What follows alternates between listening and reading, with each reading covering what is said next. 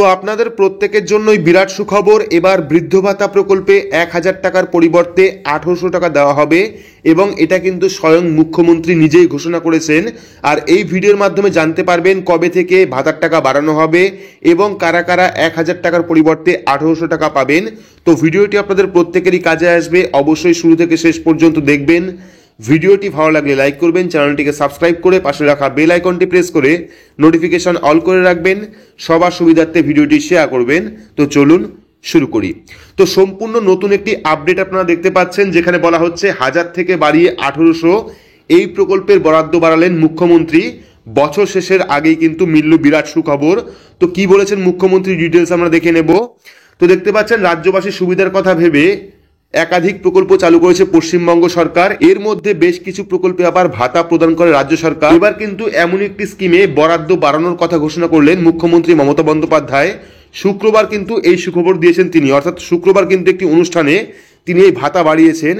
তো কি বলা হচ্ছে, সম্প্রতি ঝাড়গ্রামে বিশ্ব আদিবাসী দিবসের অনুষ্ঠানে উপস্থিত হয়েছিলেন মুখ্যমন্ত্রী।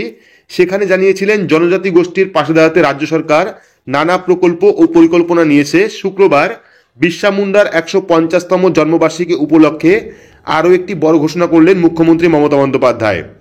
তো বিরসা মুন্ডার 150তম জন্মবার্ষিকী উদযাপনে এসে নিউ টাউনের আদিবাসী ভবন প্রাঙ্গণে এক সপ্তাহ ব্যাপী এক অনুষ্ঠানের উদ্বোধন করেন মমতা বন্দ্যোপাধ্যায়। সেখানে দাঁড়িয়ে তিনি ঘোষণা করেন আদিবাসী উন্নয়ন খাতে এবার বাজেট বরাদ্দ কিন্তু অনেকখানি বৃদ্ধি পাবে। তারপর দেখতে পাচ্ছেন মুখ্যমন্ত্রী জানান জয় জোহার প্রকল্পে পেনশন গ্রাহকদের বরাদ্দ এবার 1000 টাকা থেকে বাড়িয়ে 1800 টাকা করা হবে। অর্থাৎ যে প্রকল্পের টাকা বাড়ানো হচ্ছে সেটাও কিন্তু একটা বৃদ্ধ ভাতা প্রকল্প, যার নাম হলো জয় জোহার প্রকল্প। আর এই প্রকল্পে তারাই আবেদন করতে পারবেন যারা এসটি কাস্টে রয়েছেন। এসটি মানে শিডিউল ট্রাইব, অর্থাৎ যে আদিবাসী সম্প্রদায় রয়েছে তাদের জন্য কিন্তু মূলত এই প্রকল্প জয় জোহার প্রকল্প। এটিও কিন্তু একটা বৃদ্ধ ভাতা প্রকল্প। যারা এসটি কাস্টে পড়ছেন তাদের কিন্তু এই প্রকল্পের মাধ্যমে আবেদন করতে হয় এবং 60 বছর বয়সের পরেই কিন্তু তারা জয় জোহার প্রকল্পে আবেদন করতে পারেন।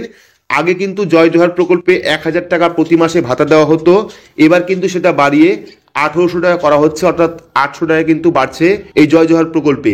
সেই সঙ্গে জনজাতি গোষ্ঠীর ছাত্রছাত্রীদের জন্য 310টি নতুন হোস্টেল তৈরি করা হবে।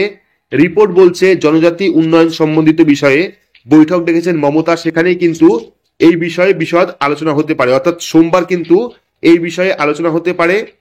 একটি সর্বভারতীয় সংবাদ মাধ্যমের প্রতিবেদনে প্রশাসনিক সূত্র দাবি করা হয়েছে ট্রাইবাল অ্যাডভাইজারি কাউন্সিলের বৈঠক আগামী সোমবার হতে পারে।